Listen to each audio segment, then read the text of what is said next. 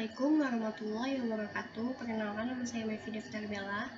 Saya mahasiswi dari Universitas Yarsi, Fakultas Ekonomi dan Bisnis Angkatan 2019. Di video ini saya akan membahas topik 7, yaitu uji normalitas. Di sini itu ada uji-uji SPSS untuk data primer. Yang pertama itu diawali dengan statistik deskriptif. Terus ada uji kualitas data, yaitu ada uji validitas dan uji reliabilitas. Kemudian ada uji asumsi klasik, lalu ada uji regresi linear berganda, ada uji hipotesis, yaitu ada uji T dan uji F, dan yang terakhir itu ada uji koefisien determinasi.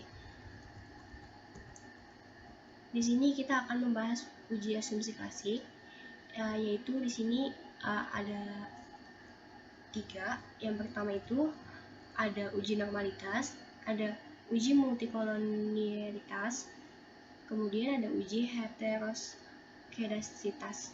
Nah, di uji normalitas ini dibagi lagi menjadi 3. Yang pertama ada grafik histogram, grafik normal probability plot atau grafik normal PP plot, dan yang terakhir itu ada uji one sample Kolmogorov-Smirnov atau KS.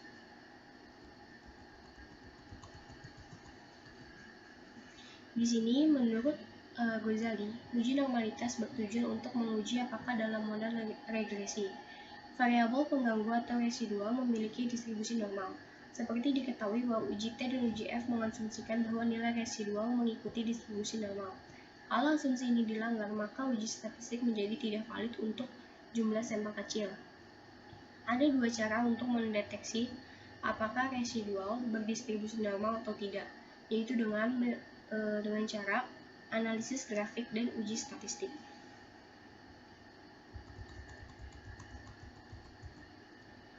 Nah, ini ada analisis grafik. Di sini ada histogram, yaitu salah satu cara termudah untuk melihat normalitas residual adalah dengan melihat grafik histogram yang membandingkan antara data observasi dengan distribusi yang mendekati distribusi normal. Dengan catatan, metode yang lebih handal adalah dengan melihat normal probability plot yang membandingkan distribusi kualitatif dari distribusi normal. Distribusi normal akan membentuk satu garis lurus diagonal dan plotting data residual normal, maka garis yang menggambarkan data sesungguhnya akan mengikuti garis diagonalnya. Kemudian di sini ada grafik normal probability plot atau grafik normal PP plot, yaitu metode yang lebih handal adalah dengan melihat grafik normal probability plot, grafik normal PP plot yang membandingkan distribusi kumulatif dari distribusi normal. Distribusi normal akan membentuk satu garis lurus diagonal dan plotting data residual akan dibandingkan dengan garis diagonal. Jika distribusi data residual normal, maka garis yang menggambarkan data sesungguhnya akan mengikuti garis diagonalnya. Lalu sekarang kita akan menguji salah satu data, apakah ini merupakan data yang normal atau tidak. Sekarang kita ke aplikasi SPSS-nya.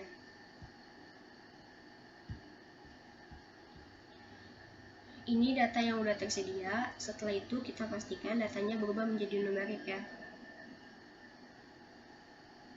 Cara pertama adalah kita harus menjumlahkan variabel-variabel yang ada di sini. Di sini itu kan ada 3 variabel. Yang pertama itu ada B01 sampai B06, kemudian ada M01 sampai M05, dan yang terakhir itu ada W01 sampai W07. Lalu kita insert satu kolom untuk masing-masing total. Kita klik kanan, lalu ke insert variable. Yang di W juga sama, kita klik kanan. Yang di M. Terus kita insert variable. Dan yang terakhir itu di W, kita klik kanan, lalu insert variable. Nah, kemudian kita masukkan, yaitu yang pertama itu kita ganti yang di sini itu menjadi total B. Di sini itu kita ganti menjadi total M. Di sini yang terakhir itu kita ganti menjadi total W. Nah, selanjutnya adalah kita harus menjumlahkan ini, yaitu dengan cara yang pertama itu kita klik transform, compute variable, lalu di target variabelnya itu kita klik atau kita tulis total B. Lalu di function groupnya itu kita klik all. Di function and specialized variable kita cari yang sum, yaitu sum itu artinya menjumlahkan, karena kita ingin menjumlahkan variabel-variabelnya. Oke, ini udah ketemu. Nah, di sini tuh tanda tanyanya kita hapus saja. Kita masukin yang variabel B. Di sini ada B01, lalu koma, B02, koma, B03, koma, B04, koma,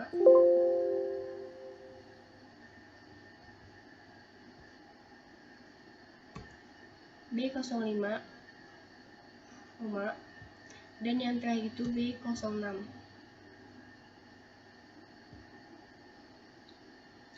Kita lakukan harus dengan cara manual. Lalu kita klik tab labelnya, terus labelnya itu kita ganti menjadi kemandirian belajar.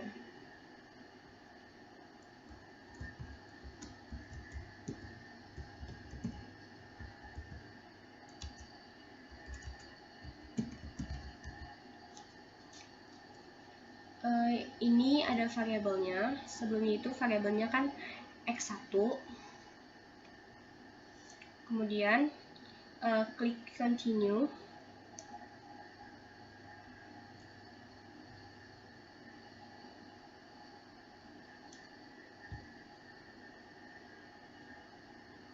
Lalu oke.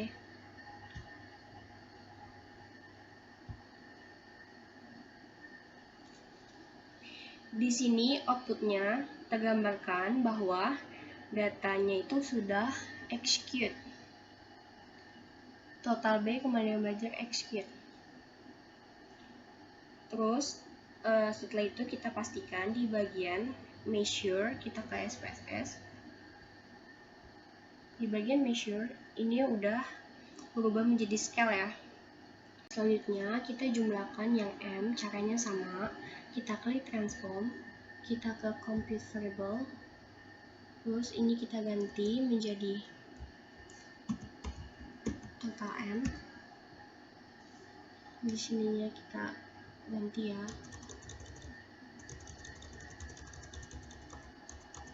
Oke, kita masukin yang M01, M02, M03,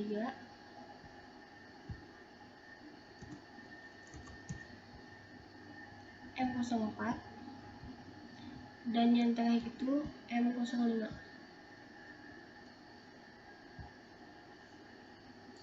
Di tab tabelnya kita ganti, yaitu menjadi motivasi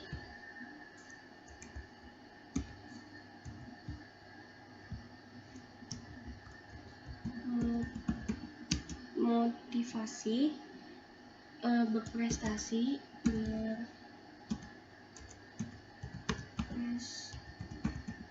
berprestasi. Nah, ini tuh variabelnya masih sama, yaitu variabel x2 nya itu diganti jadi motivasi berprestasi. Lalu kita klik continue, lalu oke. Nah, di sini tuh sama datanya sudah ke execute. Total M motivasi berprestasi. Nah, pastikan lagi di bagian measure-nya itu udah berubah. Kita klik sini. Ini berubah menjadi scale. Oke. Lalu yang terakhir itu mentotalkan variabel W. Klik transform, compute variable, diganti menjadi total W. Di sininya kita ganti ya.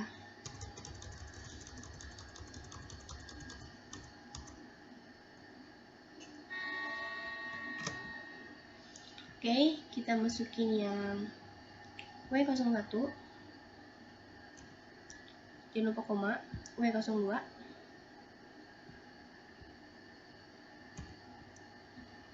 W03,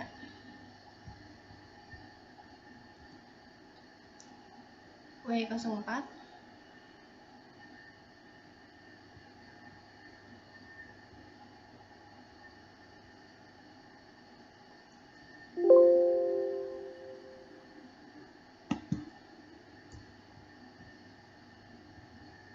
W05,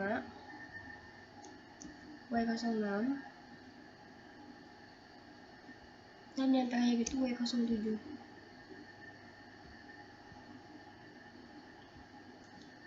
Oke, lalu kita ke type labelnya, kita ganti labelnya menjadi prestasi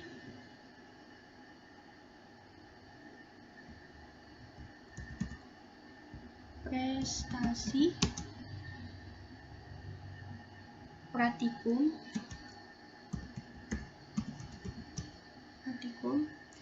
aplikasi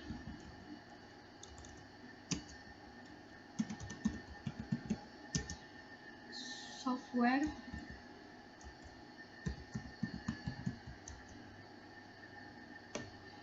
SPSS.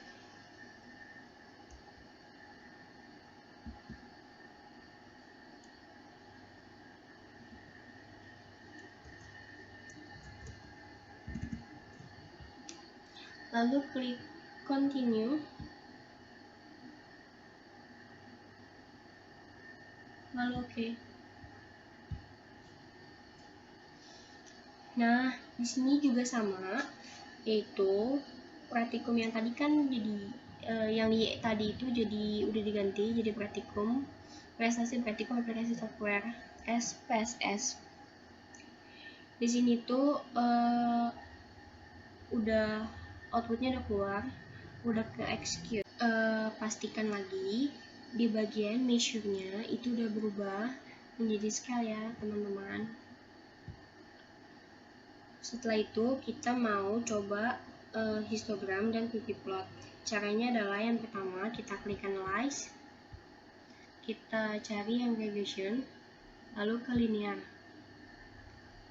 lalu di sini tuh kita masukin di dependent ini yaitu prestasi praktikum yang Y tadi. Terus di sini tuh kita masukin kemandirian belajar yang X1, dan yang kedua itu X2-nya itu kita masukin motivasi belajar, motivasi berprestasi. Kemudian di statistiknya itu tidak usah dirubah, lalu mulai ke continue. Terus di plotnya itu yang ini apa namanya tuh, di plotnya kita masukin yang histogram ini, kita checklistin, dan yang normal probability-nya plot ini kita masukin juga karena kita akan mengetahui histogram dan normal probability-nya. Lalu klik continue. Nah, kemudian di save, kita pilih instant ini, terus kemudian kita ini kan biar mengetahui ujian sampel KS-nya itu, lalu kita klik continue, lalu oke.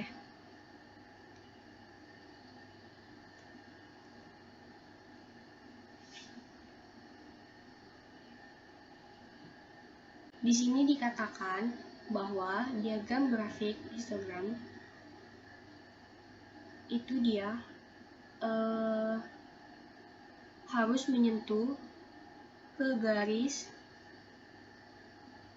garisnya untuk mengikuti garis diagonalnya yang ini. Yuk kita lihat hasil interpretasinya. Oke.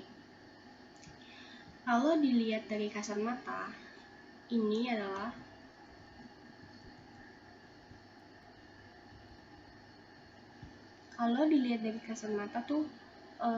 ini tuh merupakan data yang normal.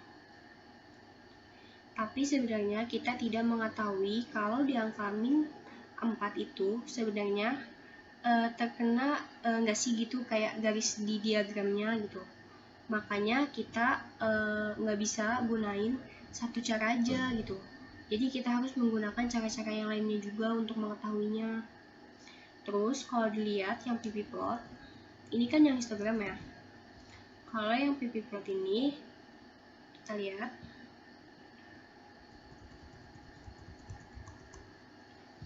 yaitu jika distribusi data navis sudah normal, maka garis yang menggambarkan data aslinya akan mengikuti garis diagonalnya. Nah, berarti itu kan kita lihat di SPSS. Kalau dilihat dari interpretasinya itu, di sini kan garis diagonalnya itu kan panjang ya, lurus panjang gitu kan. Nah, titiknya itu tuh responden gitu. Nah, kenapa nih titiknya seperti ini gitu? Karena banyak banget yang menjawab dari kuesioner tersebut gitu. Jadinya tuh titiknya itu seperti kalau dilihat dari sini tuh kayak merupakan data yang normal gitu. Karena responden itu mengikuti garis lurus gitu. Walaupun ada yang keluar-keluar nih tuh kayak gini kan tuh. Tapi tetap datanya ini dianggap normal. Tapi kedua metode ini masih dirasa kayak kurang bisa dijadikan dasar dalam dalam pengambilan keputusan gitu.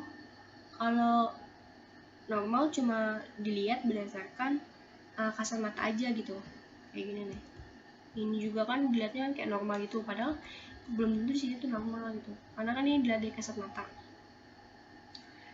Nah, jadi itu kita menguji lagi bagaimana membuktikan datanya ini tuh normal dengan menggunakan metode yaitu one sample bias. Tapi sebelumnya saya akan membedakan data yang normal dan data yang tidak normal.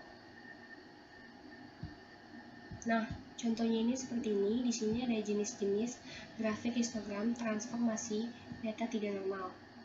Oke, yang pertama itu ada condong ke kiri,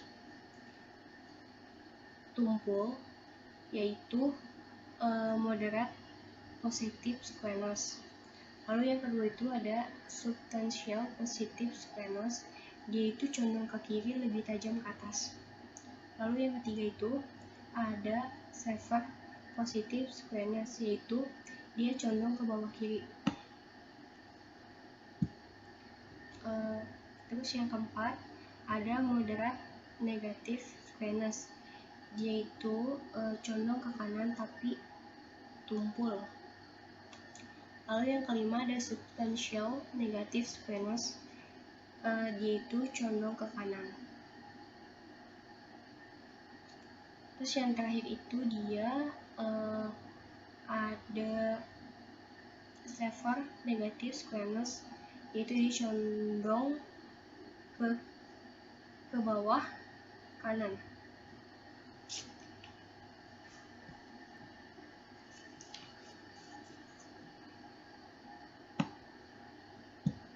Oke, kalau dilihat dari sini interpretasinya itu yang tadi itu beda ya.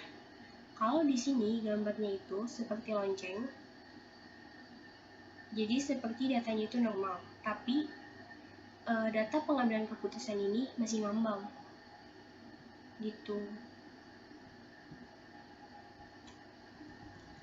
Nah, ini 3 grafik histogram.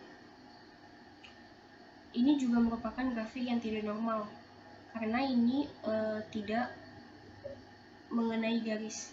Nih, ini. Lalu ini juga tumpul.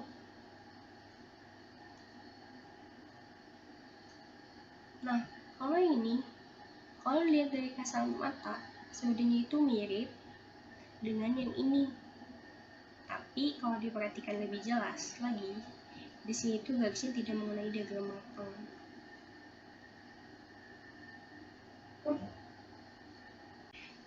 Lalu kalau dilihat di normal, di PP plotnya juga di sini terlihat bahwa respondennya itu tidak mendekati garis diagonalnya, dia itu menjauh. Kan harusnya begini, lurus gitu, tapi di sini dia menjauh. Nah, sama juga nih kayak di sini. Nah, di sini juga terlihat dari awalnya, dari lihat awalnya saja tuh kayak responden tuh begini dulu ya kan, terus lama-lama dia itu menjauh gitu, tidak mengikuti garis diagonalnya, mencok gitu. Sekarang kita coba uji yang ketiga, yaitu uji one sample bias. Caranya bagaimana? Oke, kita lihat di sini. Nah, di sini itu ada analisis statistik, yaitu pendekatan normalitas secara statistik adalah dengan menggunakan uji one sample, Kolmogorov, Smirnov atau KS, yaitu uji one sample yang merupakan uji normalitas yang umum digunakan karena dinilai lebih sederhana dan tidak menimbulkan perbedaan persepsi. Uji one sample Kolmogorov, Smirnov atau KS dilakukan dengan tingkat signifikasi 0,05. Pengujiannya itu, untuk lebih sederhana, pengujian ini dapat dilakukan dengan melihat profitabilitas dari Kolmogorov, Smirnov, Z statistik atau Ashim Singh to Taylor. Nah, jika nilai Ashim Singh to Taylor kurang dari 0,05, maka nilai residual dalam suatu regresi tidak terdistribusi normal. Tapi jika nilai Ashim Singh to Taylor lebih dari 0,05, maka nilai residual dalam regresi tersebut normal. Lalu kita uji gimana caranya, yaitu kita klik analyze, kita cari yang non parametric di tes, kemudian cari regresi dialog, lalu ke sampel KS. Di sini kita masukkan di tes variabelnya itu adalah understand this yang tadi kita klik itu, karena untuk menguji sampelnya ya. Lalu kita klik ini normal karena ingin melihat data tersebut normal atau tidak. Oke. Lalu di sini kita klik OK. Lalu di sini keluar outputnya. Interpretasinya itu bisa dilihat dari Ashim Singh totalnya, yaitu jumlah itu 0,074. Nah, jadi itu kalau dikatakan yang tadi, kalau datanya lebih dari 0,05, maka nilai residual dalam regresi terdistribusi normal. Karena di sini lebih dari 0,05, yaitu 0,074. Jadi untuk kedua datanya itu di sini itu bisa dikatakan normal ya. Nah, jadi di sini di min 4 lalu ke 4 ini ternyata garis grafiknya itu menyentuh diagonalnya gitu. Tapi mau uji normal atau enggaknya itu juga hanya dengan satu, itu tuh minimal banget ya. Kita itu ujinya itu sampai one sample KS, karena masih ada sebenarnya itu masih ada pengujian lainnya gitu. Tapi yang terpenting itu adalah yang ketiga uji tadi itu. Oke, sekian dari saya. Bila ada salah-salah kata atau Kurangnya saya mohon maaf. Wassalamualaikum warahmatullahi wabarakatuh.